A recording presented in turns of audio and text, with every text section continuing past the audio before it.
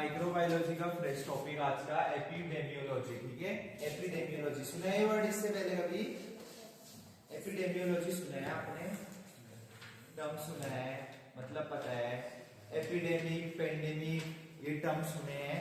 ठीक है, तो एपिडेमियोलॉजी पढ़ने से पहले हमें एपिडेमिक जानना बड़ा जरूरी है। ठीक है, देखो है आपकी CDC, central for disease control and prevention, WHO के अंदर एक ऐसी ऑथराइजेशन बॉडी आती है, ठीक है, जो कंट्रोल करती है आपकी एपिडेमिक कंडीशन, पेंडेमिक कंडीशन, जितनी भी डिजीज है नई आ रही है, पुरानी है। ठीक है, सबसे पहले एपिडेमिक पे आते हैं, फिर आगे सब चीज कवर करते हैं। ठीक है, epidemic An epidemic is an unexpected increase in the number of disease cases in specific geographical area। कहने का मतलब एक जियोग्राफिकल एरिया कोई पकड़ लीजिए, उस एरिया पे जो डिजीज आ रही है कॉम्पैक्ट तरीके से और फॉर्म्ड हो रही है।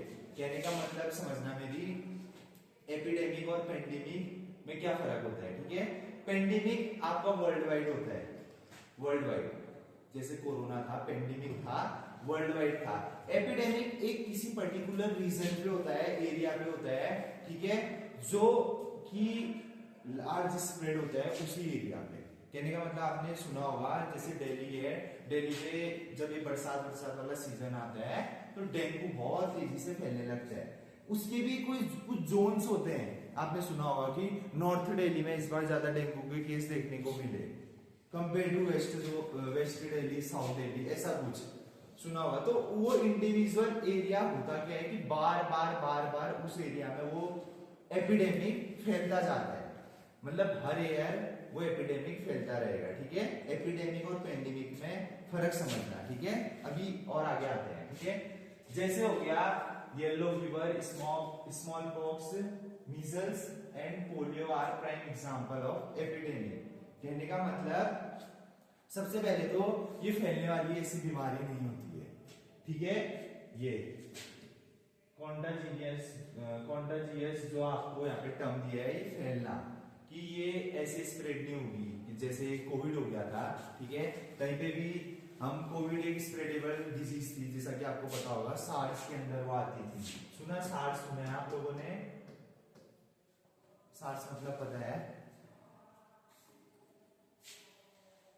ठीक है, सीवियर एक्यूट रेस्पिरेटरी सिंड्रोम।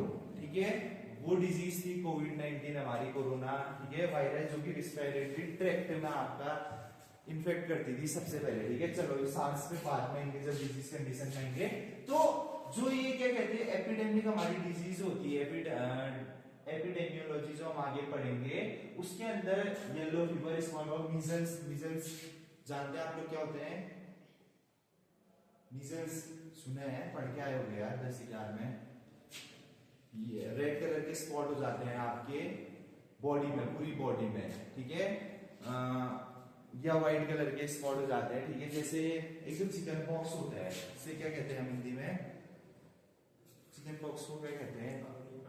ककड़ी कहते हैं, काकड़ी वो हो गए बोलते हैं। वैसे मीजल्स को बोलते हैं हम ददूरे टाइप बोलते हैं। ठीक है, जो बड़ी माता छोटी माता, हाँ, बड़ी माता छोटी माता, तो वही ये मीजल्स है। ठीक है, आपके इसमें भी रेड स्पॉट्स जाते हैं पूरी बॉडी में, खासकर बच्चों को ज्यादा होते हैं। ठीक है, अब second point, an epidemic disease doesn't necessarily have to be contagious, मतलब कि ये फैलने स्प्रेडेबल डिजीज नहीं होती है। ठीक है, कहने का मतलब कि किसी को चिकन पॉक्स हुए, हम बोलते हैं कि यार उसे छूटोगे तो तुम्हें भी चिकन पॉक्स हो सकती है, ऐसा कुछ नहीं होता है।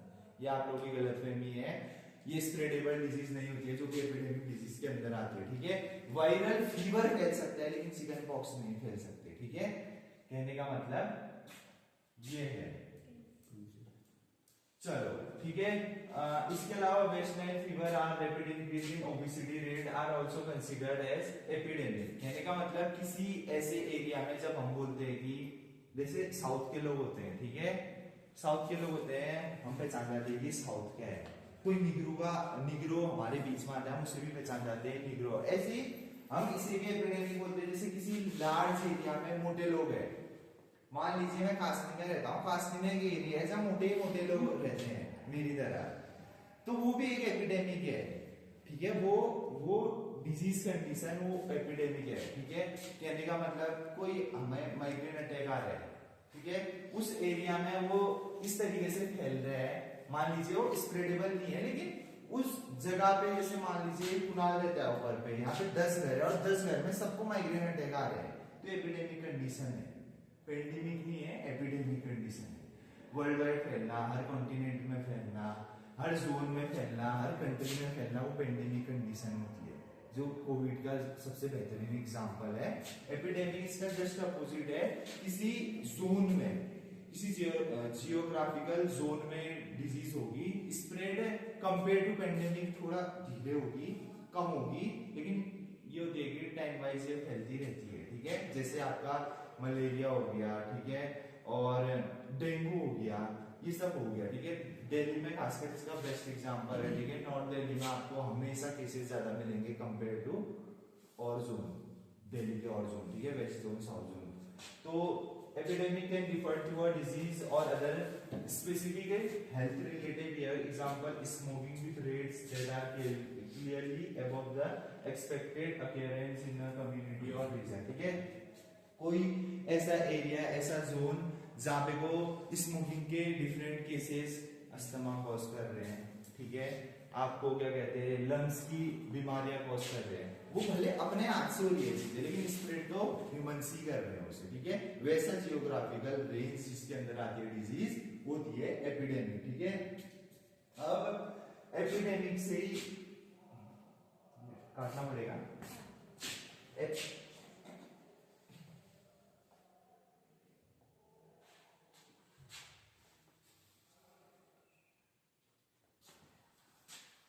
क्या हुआ कुनाल, ऐसे हो जाएगा,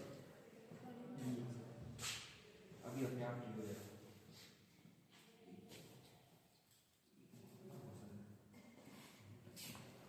चलो इनको टैग करो। एपिडेमियोलॉजी क्या होता है, ठीक है। एपी देखो 3 टर्म दिए गए इसमें, एपिडेमोस और लॉजस, ठीक है। तो एपी मतलब एमोंग, एक बड़े एरिया में, एमोंग जैसे कि हम यहाँ पे स्ट्रेंथ में बैठे हैं, एमोंग वाला स्ट्रेंथ, डेमोस मतलब पीपल, और लोजोस मतलब क्या कहते हैं स्टडी होता है, ठीक है, किसी चीज की स्टडी करना, लोजी या लोजोस, ठीक है। अब एपिडेमियोलॉजी की डेफिनेशन दी गई है, it is defined as the detailed scientific study of frequency, कितने एरिया में ये हुई है, ठीक है, समझना, डिस्ट्रीब्यूशन एंड डिटरमिनेंट्स, उसके कारण, डिटरमिनेंट्स जानते हैं ना आप लोग, उस डिजीज के कारण पता लगाना, ऑफ अ डिजीज और अ डिसेबिलिटी इन अ सोसाइटी, ठीक है। अब एपिडेमियोलॉजी में हम क्या चीज जानते हैं, ठीक है, सबसे पहले उस डिजीज की फ्रीक्वेंसी, किस फ्रीक्वेंसी से वो हो रही है, क्या कैसी उसकी रफ्तार है, यानी का मतलब डिजीज जैसे कोविड थी वो बहुत तेज स्प्रेड हो रही थी, ठीक है।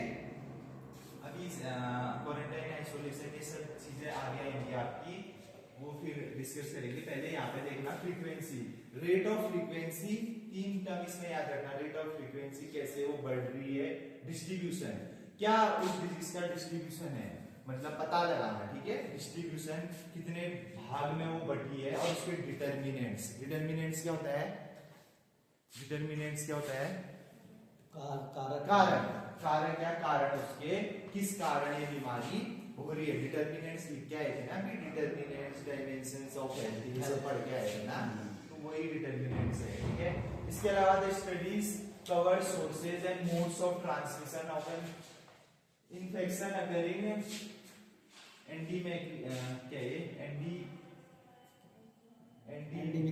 एंडीमिकली or interrupting as epidemic in community, ठीक है, कम्युनिटी।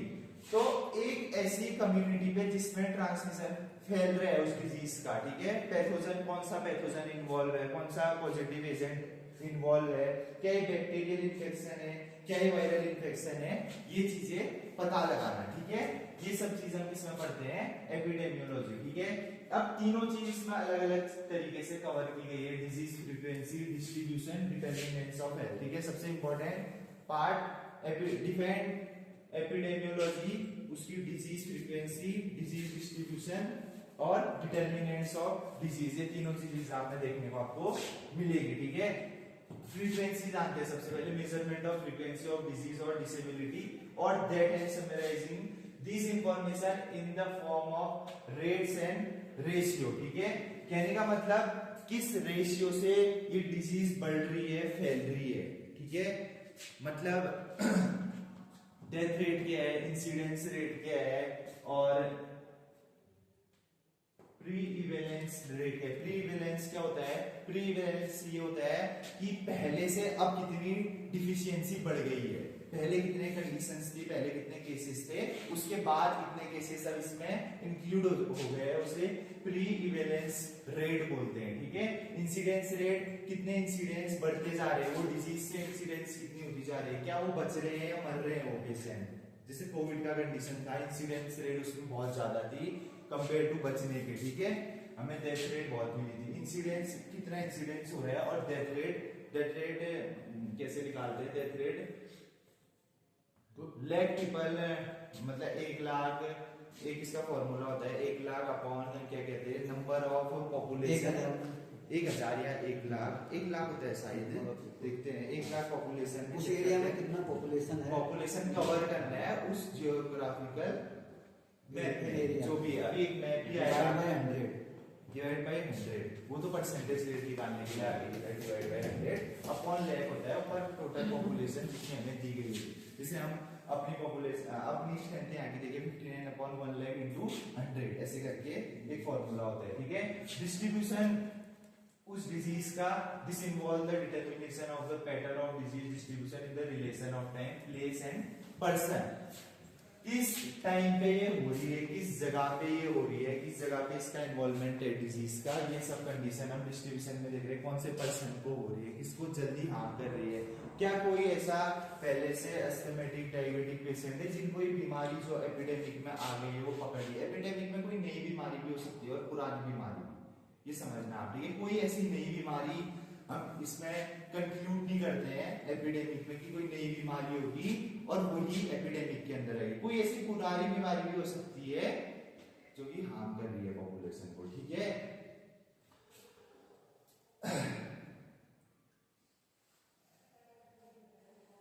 कहां पे पहुंचे थे। ठीक है, डिस्ट्रीब्यूशन का पहला पॉइंट, डिस्ट्रीब्यूशन ऑफ डिजीज। ठीक है, एपिडेमियोलॉजिस्ट जो कि एपिडेमियोलॉजी को कंक्लूड करता है, ऐसा examiner examine whether there has been increase or decrease of disease over a given period of time, whether the diseases occur more in women or men। ठीक है, ये हार्म कर रही है आपकी, वुमेन को ज्यादा इन्फेक्ट कर रही है कि मेन को ज्यादा इन्फेक्ट कर रही है, ऐसी कोई डिजीज कंडीशन। जैसे मान लीजिए अस्थमा, मेन ज्यादा स्मोक कर रहे हैं तो उनको अस्थमा ज्यादा हो रहा है कंपेयर टू वुमेन। ऐसे ये आपको रेट डिस्ट्रीब्यूशन चार्ट होता है ना, किसी भी चीज का डिस्ट्रीब्यूशन चार्ट होता है, हम उसमें डिस्ट्रीब्यूट करते हैं कि कंपेयर टू मैन ये डिजीज वुमेन को ज्यादा हो रही है। ठीक है, जैसे यूटीआईज है, UTIs compare to man females को ज्यादा होती है। ऐसे स्मोकिंग के कारण अस्थमा, अस्थमेटिक पेशेंट मेंसी ओबेसिटी ज्यादा होंगे। ठीक है, तो वो डिस्ट्रीब्यूशन यहाँ पे को बताया गया है। डिटरमिनेंट्स, जैसा कि आपको पता है कि कारण, किस कारण वो डिजीज हो रही है। ठीक है, जैसे कोविड में हमने पकड़ा सबसे पहले, जब समझ में चीजें नहीं है कि ये रिस्पिरेटरी डिजीज है, सबसे पहले ये चीज समझ में आई। ठीक है, और सार्स के अंदर ये बीमारी आती है, ऐसा कुछ। ठीक है, अब देखो इसमें एक टर्म है एटियोलॉजिकल हाइपोथेसिस। एटियोलॉजिकल क्या होता है, एटियोलॉजी कोई बताएगा, एटियोलॉजी पीछे आमानसी, एटियोलॉजी क्या होता है, बगल में एटियोलॉजी, पल्लवी, कोई भी पीछे से एटियोलॉजी वर्ड सुने, एटियोलॉजिकल कोई आइडिया, एटियोलॉजिकल वर्ड आज ही सुन रहे हैं आप लोग, कुणाल। हाइपोथेसिस, एटियोलॉजिकल बच्चों डिजीज कंडीशन होती है, उसे find out, identification of disease, उसे एटियोलॉजी बोलते हैं, कि उस डिजीज को आइडेंटिफाई करना। जैसे पॉजिटिव एजेंट होता है, पॉजिटिव एजेंट किसे बोलते हैं, किसी भी पैथोजन को पकड़ते हैं ना कि पॉजिटिव एजेंट है, बैक्टीरिया है, बैक्टीरिया से डिजीज हुई है, वायरस से। ऐसे एटियोलॉजी आइडेंटिफिकेशन ऑफ डिजीज होता है, किसी भी डिजीज को आइडेंटिफाई करना एटियोलॉजी होती है उसकी। ठीक है। तो हाइपोथेटिकली हम इस चीज को पकड़ते हैं, जैसे हमने कोविड में खाली अनुमान ही लगाए थे जब तक हमने उसकी स्टडी नहीं करी थी कि यार ये भी हो सकता है, ये वायरस भी हो सकता है, बैक्टीरिया भी हो सकता है, ठीक है। कोविड-19 नाम दिया गया था, कोरोना वायरस आ गया है, तो इसको आइडेंटिफाई डिटेक्ट करने में भी कुछ टाइम लगा होगा कि ये वायरस ही है या बैक्टीरिया भी है। नाम तो दे दिया हम आगे ग्राउंड रिपोर्ट की, यार क्वारंटीन कर दो, लॉकडाउन लगा दो, लेकिन कोविड-19 एक वायरस था, इसको ब्रीफली मतलब पता लगाने में साइंटिस्टों द्वारा टाइम लिया गया, ठीक है। कि किस क्या आपका सबसे पहले कौन सा, जैसे ये ट्रैक्ट है, रेस्पिरेटरी ट्रैक्ट है, इसको सबसे पहले डैमेज करा है, लंग्स आपके सबसे पहले डैमेज हो रहे हैं कोविड-19 जब वायरस इन्वॉल्व हो जा रहा है बॉडी के अंदर, ठीक है। तो ये चीजें सब पकड़ने के लिए हम हाइपोथेटिकली उस चीजों को अनुमान लगाते हैं। डायरेक्टली कोई नई बीमारी आ गई तो पता नहीं चल सकता ना कि किस चीज में इन्वॉल्व है, क्या नुकसान करेगी, ठीक है। तो हाइपोथेटिकली या हाइपोथेसिस हम उसको आइडेंटिफाई करते हैं and identify underlying causes and risk factor of a disease, ठीक है। मतलब कहने का मतलब वही है कि रिस्क फैक्टर कितना रिस्की है, ये आने वाले टाइम में कितना हार्म पहुंचाएगा, डेथ पहुंचाएगा, ये इजीली क्योरेबल हो जाएगा, ये सब चीजें देखते हैं, ठीक है। This aspects of epidemiology is known as analytical epidemiology, ठीक है। एपिडेमियोलॉजी कहने का मतलब जितनी भी चीजें हम पता लगाते हैं इस चीज में कि ये डिजीज कंडीशन हमारी कौन सी है, क्या रहेगी, क्या ये कोई नई बीमारी है या पुरानी बीमारी है, ठीक है। एनालिटिकल एपिडेमियोलॉजी कहलाती है ये डिजीज, ठीक है। कोई भी एपिडेमिक डिजीज को पता लगाना एनालिटिकल एपिडेमियोलॉजी कहलाती है, ठीक है। तो इसमें तीन चीजें सबसे इंपॉर्टेंट है, डिजीज की फ्रीक्वेंसी, डिजीज का डिस्ट्रीब्यूशन और डिजीज का डिटर्मिनेंट्स, ठीक है। अब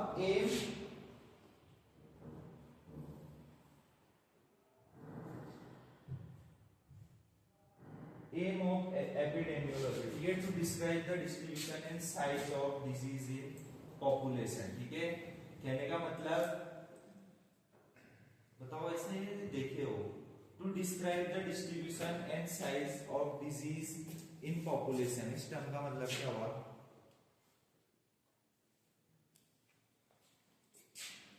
इसका मेन उद्देश्य ये है, हमने जो कौन पॉपुलेशन की जो डिजीज हुई है उसका कितना कितना फ्री है वो, कितना डिस्ट्रीब्यूशन उसका होगा, ये सबसे पहले एम है हमारा, उसको पता लगाना। एम मतलब क्या होता है, किसी भी डिजीज को पता लगाना, ठीक है। तो बिल्कुल सही बोला, ठीक है। उसका क्या डिस्ट्रीब्यूशन है, किस डिजीज में वो, मतलब कौन से, क्या कहते हैं उसे, कौन से पैथोजन के साथ वो रिएक्ट होकर बॉडी के अंदर घुसती है, बैक्टीरिया के साथ या वायरस के साथ या प्रोटोजोअल डिजीज है, कौन सा डिजीज है, उसको पता लगाने के बाद और वो कितना स्प्रेड हो रही है, वो साइज की अपने यहाँ पे को बात करिए, size of disease in population, ठीक है। फिर बोल रहा है to identify aetiological factors in the causation of disease, ठीक है। कहने का मतलब कि उसके रिस्क फैक्टर, जैसे अभी हम पढ़ के आए थे, ठीक है, आइडेंटिफाई करना डिजीज को, उसे हम क्या कहते हैं, एटियोलॉजी कहते हैं। तो कोई एटियोलॉजिकल फैक्टर, उसके कॉज, क्या कॉजेस हो सकते हैं, कैसे बढ़ सकते हैं या कम हो सकते हैं, ये पता लगाने के लिए हम एपिडेमियोलॉजी की स्टडी करते हैं, ठीक है। To provide the data required for planning, implementation and evaluation of health programme. क्या क्या चीजें हम क्या प्रीमाइसेस आगे मतलब अपने एरिया को कवर करेंगे जहाँ पे ये बीमारी फैलेगी, ठीक है। कोई जियोग्राफिकल एरिया में बीमारी फैल गई तो हमें क्या अब इम्प्लीमेंट करना है, क्या प्लानिंग बनानी है आगे के लिए उसको क्योर करने के लिए, ठीक है। क्या इवैल्यूएशन रहेगा हमारा उन हेल्थ प्रोग्राम्स लगाने के लिए, ठीक है। ये सब स्टडी है। ऑब्जेक्टिव्स क्या रहेंगे इसके, to reduce incidence and prevalence of disease, ठीक है। कितने इंसिडेंट्स हो चुके हैं इस नई डिजीज के या पुराने डिजीज के, ये पता लगाना, ठीक है। ये इसके मेन ऑब्जेक्टिव्स है, ठीक है। इराडिकेट, एलिमिनेट एक ही चीज होती है, एलिमिनेट द डिजीज, उस डिजीज को खत्म करना, ये हमारा प्रमुख एम एंड ऑब्जेक्टिव गोल्स रहेगा। जो भी डिजीज आ गई है, कोविड-19 अपने दिमाग में रख लेना, ठीक है। To promote the health and wellbeing of the society, ठीक है, अपनी सोसाइटी को हेल्दी रखना, ठीक है, उन्हें प्रमोट करना सही से, मतलब उस क्या कहते हैं, उस बीमारी के लिए सही से अवेयर करना, ये सब हमारे एम एंड ऑब्जेक्टिव्स रहेंगे, ठीक है। एपिडेमियोलॉजी क्या होता है, बता कुणाल, तुझे ऐसी क्या है बहुत देर से? कोई बीमारी जब एक एरिया में फैली रहती है उसके बारे में पढ़ना, ठीक है। और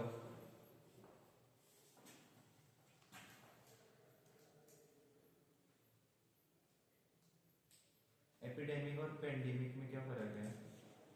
पैंडेमिक बड़े एरिया में फैली कोई डिजीज, और बड़ा एरिया कहने से मतलब कंट्री या पूरे ठीक है। और एपिडेमिक एक छोटे से एरिया में, छोटे से एरिया में। क्या स्प्रेडेबल है एपिडेमिक? ना। अच्छा, एग्जांपल इसके? डेंगू, डेंगू, चलो ठीक है। ठीक है, इसकी एप्लीकेशन पे आते हैं। To study the history of disease pattern in the population, ठीक है, उस डिजीज की क्या हिस्ट्री है, ठीक है। To search cause of disease, positive agent ढूंढना, पता लगाना, ठीक है। To arrive at community diagnosis, क्या डायग्नोस अब उस डिजीज के होंगे जब वो आ चुकी है, ठीक है, वो डायग्नोस करना। This is necessary for initiating preventive and control measures, ठीक है, क्या हम सेफ्टी प्रिकॉशंस फॉलो कर सकते हैं, अपनी सोसाइटी को क्या बता सकते हैं, ये measures. Plan and evaluate health service, ठीक है, क्या प्लान्स हमारे अब आगे के लिए बनेंगे। Evaluation of individual risk, risk से बचने के लिए क्या हम हेल्थ मतलब एज अ हेल्थ प्रोफेशनल हम अपनी सोसाइटी को क्या प्रमोट कर सकते हैं, प्रमोशन कर सकते हैं।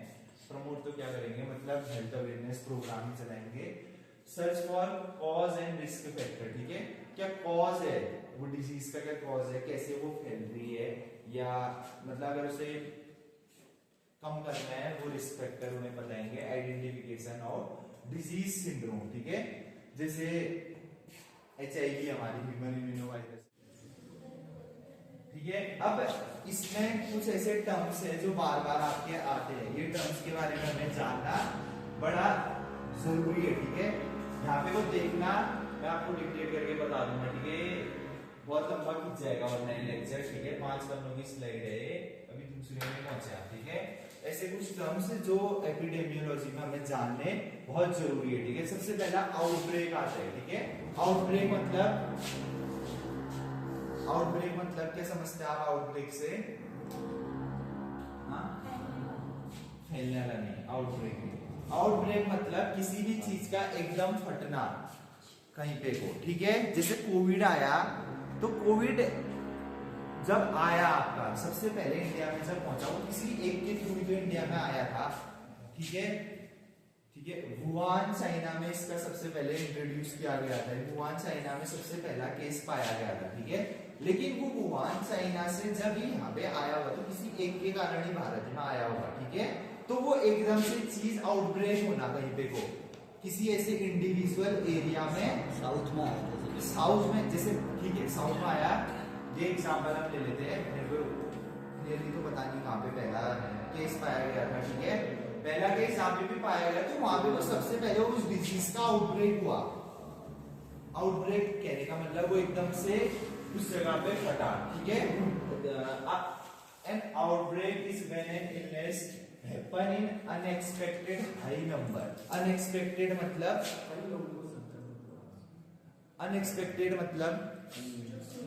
जो सोचा ही नहीं है उस तरीके से वो चीज आ जाना एकदम से, उसको हम क्या कहते हैं, आउटब्रेक बोलते हैं, ठीक है। आउटब्रेक टर्म आपको समझना पड़ेगा।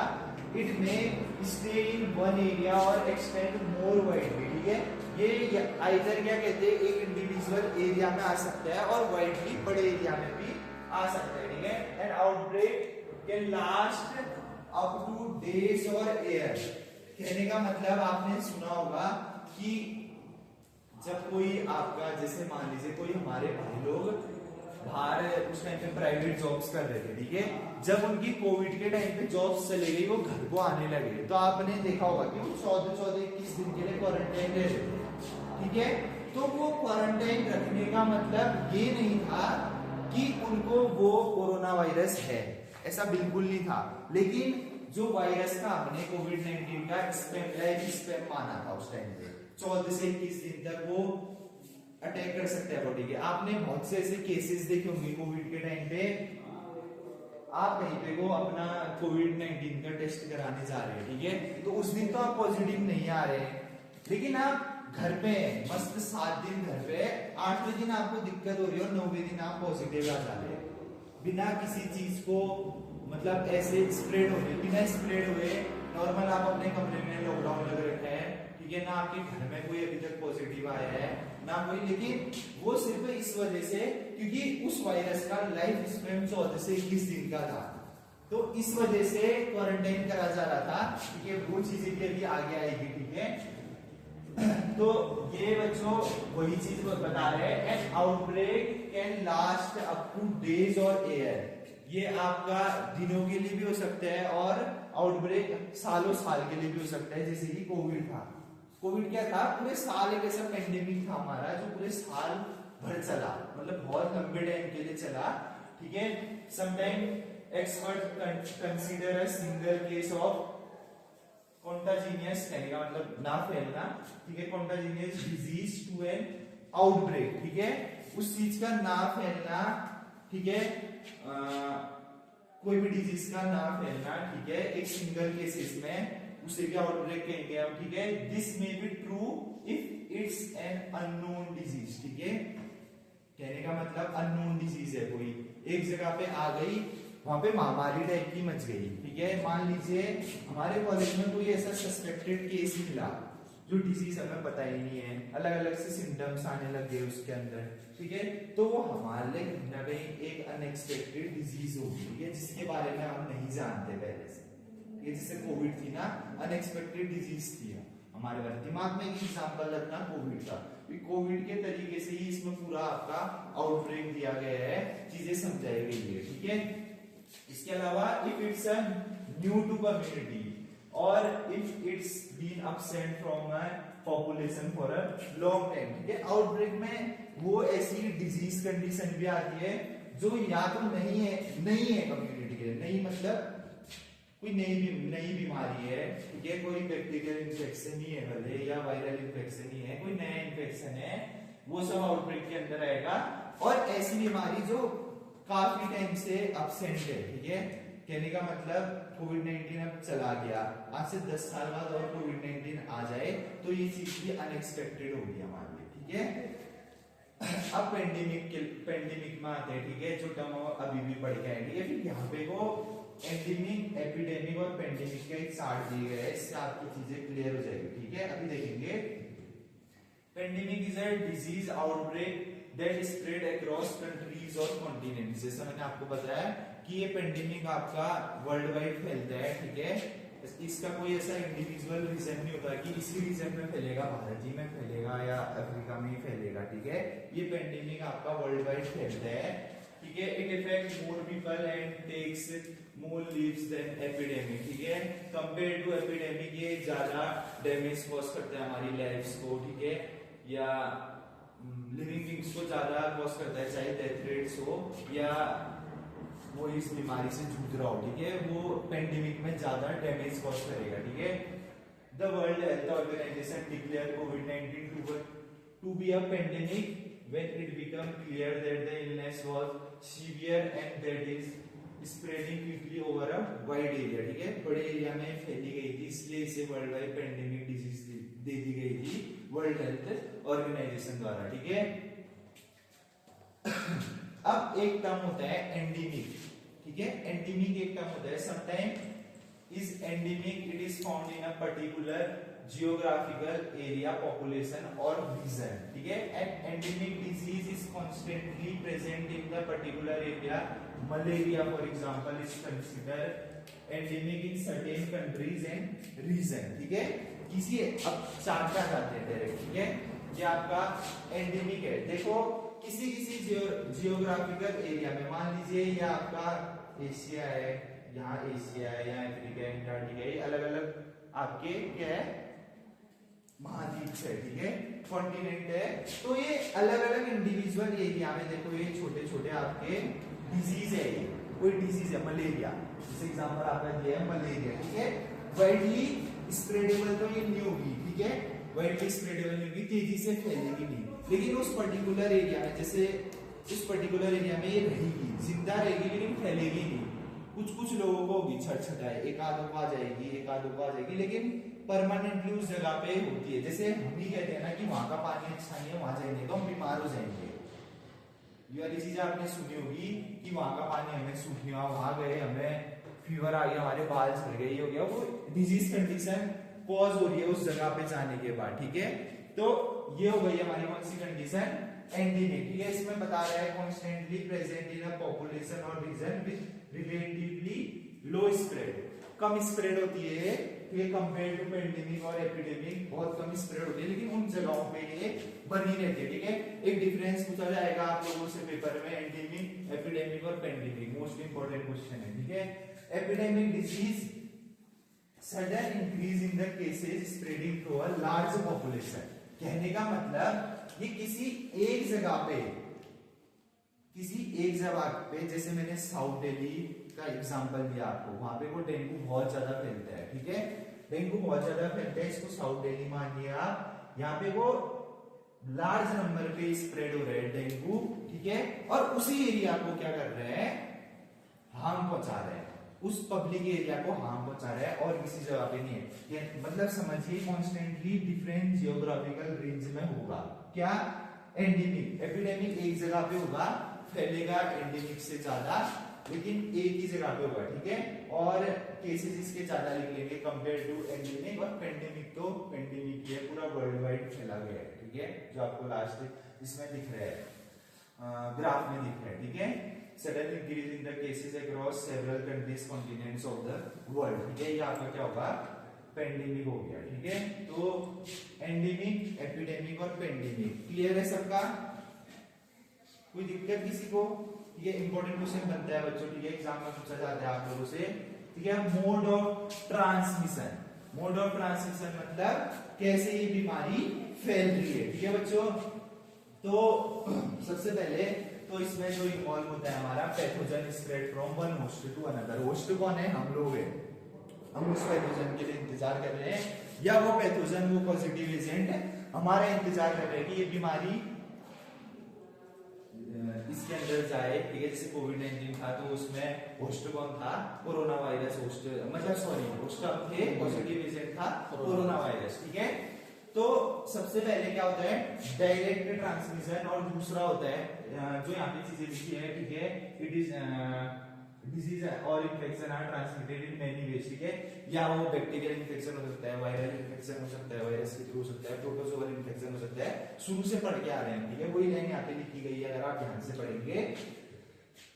There are two different modes of transmission, ठीक है, क्वेश्चन पूछा जा सकता है, what are the different modes of transmission, disease transmission, what are the different modes of disease transmission, ठीक है, इंपॉर्टेंट क्वेश्चन बनता है, ठीक है। दो तरीके से ये आपकी बॉडी में फैलता है, डायरेक्ट और इनडायरेक्ट तरीके से, ठीक है। सबसे पहले हम आते हैं डायरेक्ट में, ठीक है। This occur when the pathogen is transmitted directly from an infected person, ठीक है, जब ये ऐसा आपका पॉजिटिव एजेंट है, ऐसा पैथोजन है जो डायरेक्टली इन्वॉल्व होता है आपकी बॉडी में घुसने के लिए, तभी तो डायरेक्ट ट्रांसमिशन है, ठीक है। एग्जांपल क्या है इसके, if an open wound, wound मतलब घाव, ठीक है, wound comes in the contact with blood or hepatitis B infected patient, hepatitis क्या होता है, एक मिनट, हेपेटाइटिस पीछे क्या होता है, हेपेटाइटिस बीमारी तो सुनी होगी, हेपेटाइटिस बीमारी हो गई, क्या होता है सिमरन, हेपेटाइटिस, अनुराग, हेपेटाइटिस, यार बहुत शर्म की बात है अगर हेपेटाइटिस नहीं पता, पीछे हेपेटाइटिस, हेपेटाइटिस मतलब आज ही सुन लो, सुने इस टर्म का मतलब, किसी को पता है हेपेटाइटिस, आगे आप लोगों को सर हेपेटाइटिस कंटीजियस डिजीज है, इन्फ्लेमेशन हो जाता है सर लीवर में इन्फ्लेमेशन। बहुत बढ़िया। इन्फ्लामेशन इन लीवर, उसी को हेपेटाइटिस बोलते हैं हम, ठीक है। हेपेटाइटिस लीवर में इन्फ्लामेशन हो जाना, लीवर का बड़ा हो जाना, इनलार्जमेंट इन लीवर, वो आपकी हेपेटाइटिस बीमारी होती है। हेपेटाइटिस बी क्रोनिक कंडीशन हो जाती है, तब उसे हेपेटाइटिस बी कहा जाता है, ठीक है। तो हेपेटाइटिस बी का मतलब इसमें एग्जांपल दिया गया है, हेपेटाइटिस लीवर की डिजीज है, ये इन्फ्लामेशन आ जाता है, इनलार्जमेंट हो जाता है लीवर का, बड़ा होने लग जाता है लीवर, और मेनली ये किसमें होता है, जो एल्कोहलिक होते हैं, तो खूब सारा शराब पीते हैं, ठीक है, वो हेपेटाइटिस पेशेंट हो जाते हैं, ठीक है। हंस क्यों रहे कुणाल, शराब पीता है, ठीक है।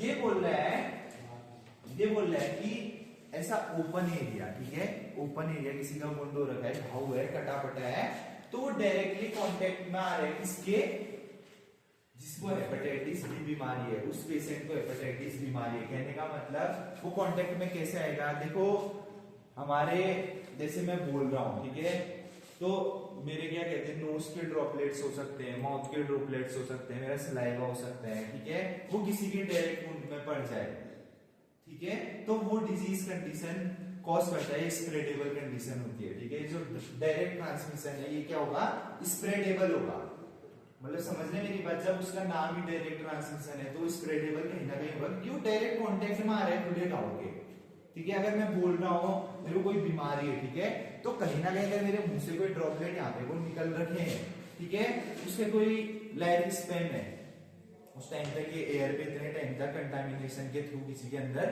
कंटामिनेट हो गया, ये वाली जगह, ये जो ये वाली एरिया है, यहाँ पे कोई ड्रॉपलेट गिरे, ये एरिया कंटामिनेट हो गया है, और कोई किसी को ऐसी बीमारी है जो डायरेक्ट कांटेक्ट में आ रहा है मेरे ड्रॉपलेट्स के, तो वो डिजीज उसको फैल सकती है। जैसे कि आपने ऊपर माइक्रोबायोलॉजी जिसमें हमने पढ़ा था टॉपिक, आपने उसमें देखा था कि एयर के थ्रू, सॉइल के थ्रू, डिफरेंट पॉल्यूशन के थ्रू, हवा के थ्रू, ये कंडीशन वाटर के थ्रू हम इन्फेक्ट हो रहे हैं, ठीक है, तो वही चीज आगे को बताई जा रही है, ठीक है। अब indirect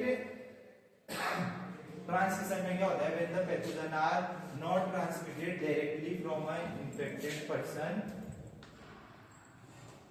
person through a vectors यहाँ पे बताया गया है, मॉस्किटो को, फ्लाइज को, ठीक है, टिक्स, डॉग्स बाइट को, ठीक है, और कोई मक्खी काट देती है आपको, ठीक है, इन्फेक्टेड हो जाते हैं यहाँ पे, मॉस्किटो काट देता है, डेंगू में तो इन्वॉल्वमेंट भी मॉस्किटो का है, जब तक आपका फीमेल मॉस्किटो नहीं आपको काटेगी तब तक आपको डेंगू नहीं होगा, ये चीजें तो आपको पता होगा।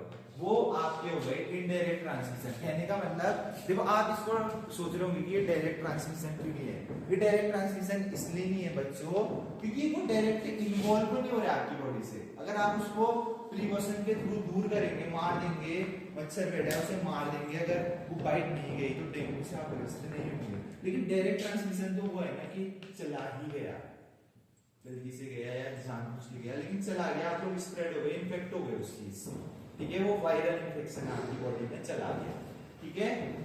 तो इनडायरेक्ट और डायरेक्ट आप लोग पढ़ लेना, इसका एक चार्ट दिया गया है, ये चार्ट मैं आपसे शेयर कर दूंगा। डायरेक्ट में स्प्रेड थ्रू ड्रॉपलेट से, देखो कोल्ड और कफ वगैरह में हो रखा है, तो स्प्रेडेबल डिजीज है आपकी, ठीक है, किसी को सर्दी जुकाम है तो फैलता है, ठीक है, वो किस लिए फैलता है, या तो आपकी एयरवेज, ठीक है, आप मतलब आपकी जो सांस तो आप 24 घंटे ले रहे हैं, ठीक है, उसमें फैलेगा, ड्रॉपलेट्स के थ्रू भेजेगा, इसके थ्रू गए एग्जांपल से इसके spread through blood body fluids हो गए, पर्सन टू पर्सन हो गए, ठीक है। इसके अलावा ये आपकी एसटीडी है, ठीक है, जो दोनों लिया यहाँ पे वो डिजीज है, ये एसटीडी है, ठीक है, सेक्सुअली ट्रांसमिटेड डिजीज है आपकी, ठीक है, ये भी आपका थ्रू ब्लड ये सब चीजें आपकी फैलती है बॉडी के अंदर, ठीक है। Indirect transmission, airborne transmission, measles, ये सब चीजें होते हैं, जैसे हमने बताया ना कि इजीली स्प्रेडेबल नहीं होते, ठीक है, मतलब पर्सन टू पर्सन ये डायरेक्ट कांटेक्ट में आके, ऐसा नहीं कि आपको चिकन पॉक्स हो जाएगा, ठीक है, मीजल्स हो जाएंगे, कंटामिनेटेड ऑब्जेक्ट हो गया, ऐसे आपके डिफरेंट टाइप से ये चीजें आप लोग देख लेना, ठीक है। एग्जांपल में आप डायरेक्ट इनडायरेक्ट में डाल सकते हैं, ठीक है। आगे बढ़ते हैं क्वारंटाइन में, ठीक है। क्वारंटाइन में क्या होता है, ठीक है, कोई बताएगा क्वारंटाइन क्या होता है, देख के ही बता दो। क्वारंटाइन सर ये है, अगर कोई बीमारी फैल जाती है, कंटीजियस डिजीज है, तो उससे बचने के लिए किसी भी पर्सन को आइसोलेट कर देते हैं। सर आइसोलेट अलग चीज हो गई, आइसोलेट यहाँ पे यूज नहीं करना। आपने ठीक बोला, लेकिन आपने लास्ट में टर्म यूज कर दिया आइसोलेट। एक डिफरेंस आएगा मोस्ट इंपोर्टेंट है आपके लिए, मोस्ट इंपोर्टेंट है differentiate between quarantine and isolation. ठीक है, अब हम समझते हैं इसे होता क्या है। आपने ठीक बोला सर, बस थोड़ा सा इसको चेंज कर देंगे तो आपकी चीजें क्लियर है। क्वारंटाइन कभी भी ऐसी हमें इन्फेक्टेड डिजीज नहीं होती कि हम उसके कारण क्वारंटाइन हो गए। ऐसा कहीं पे को लिखा नहीं गया है, ऐसा कहीं पे को बोला नहीं गया है कि अगर इंसान को क्वारंटाइन करा। मैंने अभी भी थोड़ी देर पहले आप लोगों से ये चीज बोली थी कि क्वारंटाइन ऐसी कंडीशन है जहां पे को पर्सन को इसलिए क्वारंटाइन किया जा रहा है कि वो किसी के फिजिकल टच में ना आए। और जैसे हम लोग किसी को क्वारंटाइन, मैंने एग्जांपल दिया था, जो अपनी प्राइवेट नौकरी छोड़ के आए थे उनको क्वारंटाइन करा जा रहा था 14 दिन के लिए। ठीक है, क्योंकि कोविड-19 का जो लाइफ स्पैन था वो 14 से 21 दिन तक बॉडी के अंदर स्प्रेड हो सकता था। तो क्वारंटाइन ऐसी कंडीशन है कि वो डायरेक्टली किसी के फिजिकल टच में ना आए, अपना तो बचे उस चीज से। ठीक है, आपने एक चीज देखा होगा, एक टेस्ट उसका हो रहा था जब वो पिथौरागढ़ इंटर हो रहा था, फिर एक टेस्ट उसका 14 दिन बाद हो रहा था, और उसके बाद वो अपनी फैमिली के साथ आराम से रह सकता है। ऐसा कुछ हो रहा था कोविड में, पता होगा आप लोगों को। वो क्वारंटाइन मतलब ये ऐसा है कि वो डायरेक्ट उस डिजीज से स्प्रेड ना हो। ठीक है, और ठीक है, एक बार क्वारंटाइन पूरा कर लेते हैं, देखना भी। A quarantine is a restriction on the movement of people, animal and goods goods which is intended to prevent the spread of disease or pest। ठीक है, कहने का मतलब पीपल का मूवमेंट डायरेक्टली वो किसी के फिजिकल टच में आए। ठीक है, अगर एनिमल के थ्रू स्प्रेड हो रहा है तो एनिमल के कांटेक्ट में डायरेक्टली कांटेक्ट ना हो उसका किसी चीज से, उस चीज से प्रिवेंट करने के लिए हम क्वारंटाइन में डालते थे पेशेंट को। और कहीं दी गई है इसकी definition, a specific period of time in which a person or animal that has a disease must stay or kept away from others in order to prevent disease spread, prevent the spread of disease। ठीक है, अगर उसे लक्षण है, उस disease के लक्षण है, अगर उसे क्वारंटाइन से पहले जब वो क्वारंटाइन हो रहा है, ठीक है, मतलब हमने तो ये मान लिया था कि अगर बंदा बाहर से आ रहा है तो उसे कोरोना है ही है, इसे क्वारंटाइन करो। ठीक है, हमने ये सोचा था, लेकिन क्वारंटाइन जस्ट अपोजिट है। क्वारंटाइन है उस डिजीज को आपकी बॉडी में घुसने से पहले जो हम अवेयर कर रहे हैं, उसको बचा रहे हैं, वो क्वारंटाइन है। ठीक है, अब आइसोलेशन किसी भी पेशेंट का तब किया जाता है जब वो उस बीमारी से ग्रस्त हो जाता है, उसको बीमारी लग जाती है, उसे कोरोना वायरस हो गया है, उसके बाद वो आइसोलेट होने जाता है। ठीक है, आइसोलेशन वार्ड्स जो बनाए गए थे हमारे हॉस्पिटल्स में, वो आइसोलेट कब हो रहा था, जब उसे कोरोना वायरस हो जा रहा था। ठीक है, तो ये दो कंडीशन है आइसोलेशन और क्वारंटीन की। ठीक है, आइसोलेशन इन मेडिसिन कहने का मतलब, इन मेडिकल टर्म्स आइसोलेशन को क्या कहा गया है, separation of an infected individual, चाहे ह्यूमन और animal, from an healthy until they are individual no longer able to transmit the disease. ठीक है, वो जब तक उस संक्रमण से मतलब बाहर नहीं आ जाते, कोरोना वायरस से तब नहीं जाता, जब दोबारा वो नेगेटिव ना आ जाते, तब तक वो आइसोलेशन पीरियड पे रहेंगे। ठीक है, तो एक छोटा माइनर सा डिफरेंस है इसमें आइसोलेशन और क्वारंटीन में। ठीक है, ये आपसे पूछा जा सकता है, देखो ये क्वारंटीन की फिर से और आइसोलेशन की डेफिनेशन है। क्वारंटीन है stay away from others when you have been in close contact with someone who has कोविड-19। ठीक है, आप कब क्वारंटीन हो रहे थे, जब आप डायरेक्टली कांटेक्ट नहीं किया, मतलब कुछ ऐसे कांटेक्ट में कोरोना पेशेंट के साथ आ रहे थे, तब आप क्वारंटीन हो रहे थे। अगर आपको वहम हो रहा था, ठीक है, वहम क्या हो रहा था, मतलब वहां पे वो कंडीशन हर किसी के लिए रख दी गई थी कि अगर कोरोना कोई निकल गया है तो पूरा ग्रुप क्वारंटीन होगा, चाहे उसे कोविड हो या ना हो। ठीक है, वो क्वारंटीन इस वजह से किया जा रहा था, जैसा मैं फिर से आपको बताऊं कि लाइफ स्पैन, जो कोरोना वायरस का लाइफ स्पैन था वो 14 से 21 दिन के लिए था। मतलब कि आप दूसरे दिन, जिस दिन प्रेजेंट डे में आप क्वारंटीन हो रहे हैं, उस दिन आप नेगेटिव आ रहे हैं, लेकिन 7वें 8वें दिन बिना किसी कारण आप बढ़िया से क्वारंटीन है अपने रूम में, और 7वें दिन आप पॉजिटिव आ जा रहे हैं, तो कहीं ना कहीं उस वायरस का आपकी बॉडी के अंदर इन्वॉल्वमेंट है वो आपकी बॉडी के अंदर जा रहे हैं और आपको बीमार कर रहे हैं, ठीक है। Isolation, if you are sick and have tested positive for कोविड-19 even if you don't have symptoms, भले आपके अंदर सिम्टम्स नहीं थे, बहुत से ऐसे कंडीशंस थे जिनके अंदर कोई सिम्टम्स नहीं थे लेकिन वो कोरोना पॉजिटिव आ जाते थे तो उनको हम आइसोलेशन वार्ड में शिफ्ट कर देते थे। बढ़िया 14 दिन आइसोलेशन रहो, उसके बाद नेगेटिव आते हो तो ठीक, और कुछ तो 1.5-2 महीने तक बिना सिम्टम्स के भी पॉजिटिव ही आते रहते हैं, ठीक है। वो एरर मानो या कुछ भी चीज मानो, वो चीजें अलग है, ठीक है। तो एक छोटा सा माइनर सा डिफरेंस। अब इंक्यूबेशन पीरियड है, ठीक है। इंक्यूबेशन पीरियड भी पूछा जा सकता है आप लोगों से, समझने की कोशिश करना। ये आपका लाइफ स्पैन होता है किसी भी डिजीज का, ठीक है। कोई भी सिम्टम्स आने से पहले जो उसका लाइफ स्पैन होता है वो इंक्यूबेशन पीरियड होता है, ठीक है।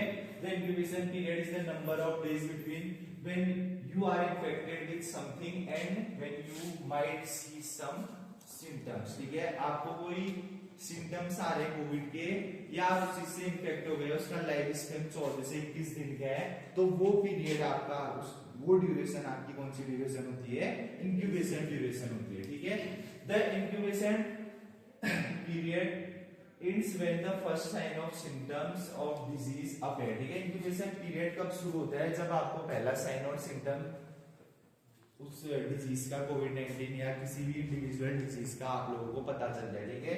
जैसे स्टफी नोज था, ठीक है, मतलब सर्दी जुकाम लगना तो कोरोना वायरस ही था उस टाइम पे। किसी को सर्दी जुकाम लग रहा है तो उसे हम कोरोना वायरस बोल दे रहे थे, ठीक है। पहले नॉर्मल स्टफी नोज है उसकी, ठीक है, हेडेक है, माइंड कोई आपका हेडेक हो रहा है, ठीक है, बुखार आ रहा है, तो वो कंडीशंस थे हमारे सिम्टम्स थे किसके, कोरोना वायरस के, ठीक है।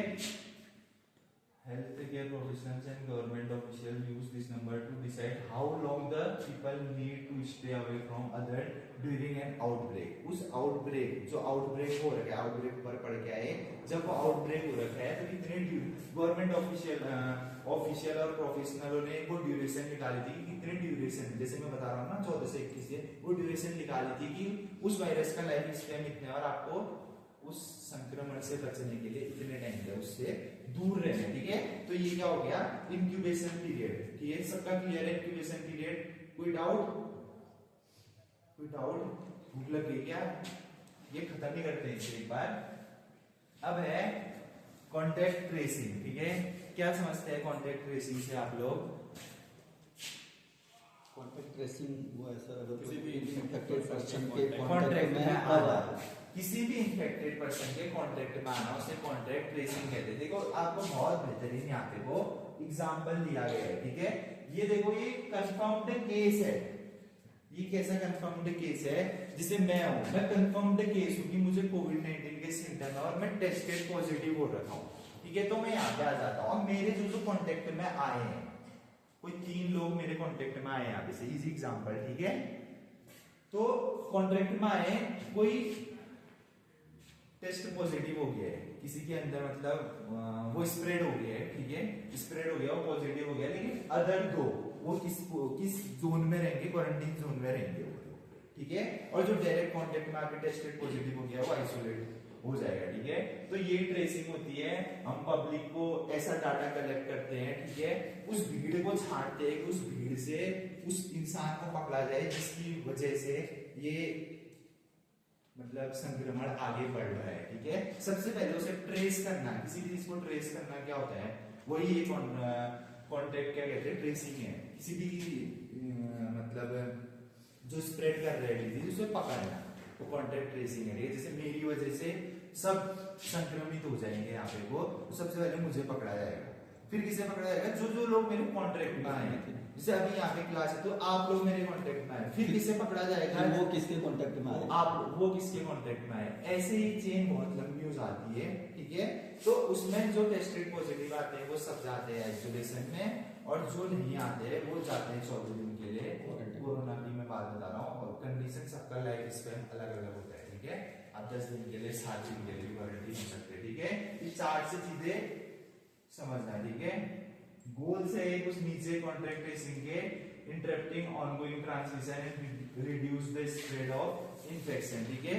उस इन्फेक्शन को कैसे स्प्रेड हुआ है, किस ट्रांसमिशन से वो आगे आगे बढ़ रहा है, ये कुछ गोल्स है, ठीक है, इसको देख लेना आप लोग।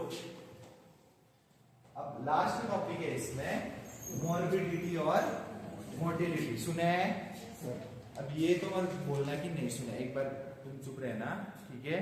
बताओ, कोई भी बताओ यहाँ से, कुणाली बता देगा मॉर्बिडिटी और मोर्टेलिटी तो, ठीक है। ये भी आप लोगों से एग्जाम में पूछा जाएगा, ठीक है। बहुत इजी सा टॉपिक है ये आपका, लिखा है, देख के सुना दे। यहाँ पे फोन में सर्च करने की जरूरत नहीं है, कोई कर रहा है तो अगर ना, ठीक है। मॉर्बिडिटी और मोर्टेलिटी यहाँ पे कोई लिखा गया है, ठीक है। मोर्टेलिटी आपका होता है नंबर ऑफ डेथ्स, ठीक है, कितनी रेट से आपके इंडिविजुअल एरिया में डेथ हो रही है उसे मोर्टेलिटी कहते हैं। और मॉर्बिडिटी कितने बीमार हुए, ठीक है। ये हमने पढ़ा भी था शायद, यस सर, पढ़ा था, अगर आपको याद होगा एक बार और पढ़ के हमने पीछा है मॉर्बिडिटी इंडिकेटर्स, मोर्टेलिटी इंडिकेटर्स, ठीक है, हेल्थ इंडिकेटर्स, ये अंदर हमने पढ़ा था, ठीक है। तो इतना थोड़ा बहुत याद रखना पड़ता है, ठीक है। फिर से रिपीट करते हैं, ठीक है। Morbidity is a disease state, disability or poor health due to any case. The term may be used to refer to the existence of any form of disease or to the degree of health condition affect the patient, ठीक है। ऐसी disease condition जिसमें health issue हो रहा है, बीमार हो रहे हैं लोग, ठीक है, वो कंडीशन किसी इंडिविजुअल एरिया की, उसे मॉर्बिडिटी रेट कहते हैं, ठीक है। Morbidity refers to the state of being diseased or unhealthy within a population, ठीक है। एक स्पेसिफिक पॉपुलेशन में कितने लोग बीमार हो रहे हैं वो नीचे आप लोग यहाँ पे वो समझेंगे, ठीक है। ये फ्रीक्वेंसी होती है उस चीज को निकालने की, ठीक है। मोर्टेलिटी इसका जस्ट अपोजिट, कितनी नंबर ऑफ डेथ हो रही है हमारे किसी पर्टिकुलर एरिया में, पर्टिकुलर पॉपुलेशन में, ठीक है। It is expressed as a number of death as per 1 lakh people per year. इसमें थोड़ा अलग दिया गया है, वो जो उसमें अलग दिया है, मॉर्बिडिटी इंडिकेटर में चीजें अलग दी थी, ठीक है। हम ऐसे एग्जांपल इसे मोर्टेलिटी समझ लेते हैं कि एक साल में 1 लाख लोग में कितने लोग मरे, ठीक है। ऐसा कोई हम लोग क्या कहते हैं, एज्यूम करते हैं, ठीक है। कोई इसको ऐसा सिंप्लीफाइड डाटा नहीं है ये, ठीक है। और इसके आपके जैसे ये है सिंप्लीफाइड एक्यूट फिजियोलॉजी स्कोर, स्पास 1, स्पास 2, स्पास 3, ठीक है। अब क्या ये अपाची 2 ग्लासरो कोमा स्केल, ठीक है। कहने का मतलब ये आपके मैथमेटिकल ऐसे इंडिकेटर्स, ऐसे फॉर्मूले हैं जिनके थ्रू हम डेथ रेट्स निकालते हैं, ठीक है। एक डाटा तो चाहिए ना, हम रैंडमली थोड़ा बोलेंगे इतने लोग इतनी जगह मरे, 10 लोग मरे, खाली भी मार देंगे हम। तो ये कुछ हमारे क्या कहते हैं मेजर्ड वैल्यू होती है जो रख के हम एक डाटा फीड करते हैं और निकालते हैं कि इस कैलेंडर ईयर में इतने लोग मरे या इतने लोग इस बीमारी से जूझे, ठीक है। नीचे कुछ इसके फॉर्मूले है, ठीक है। Mortality rate equals to number of death divided by the number of individual at risk is defined population over the defined period of time, ठीक है। तो जैसे 2.4 डेथ हुई 1000 जिराफ की ना population of north American juice, ठीक है। एक कैलेंडर ईयर में 1,1000 में से 5 जिराफ मर गए, इनटू अगर 100 करेंगे तो आपकी परसेंटेज निकाल ली जाएगी, इतने परसेंटेज जिराफ मरे, ठीक है। ऐसे ही मॉर्बिडिटी है, सेम है वो भी, क्योंकि 40% ऑफ बाली एक शहर है, शायद कंट्री है, वहां पे वो 40% लोग मरे, बीमार हुए, ठीक है। तो ये रेट्स आप लोग लिख लेना, ये स्लाइड में आपसे शेयर कर दूंगा।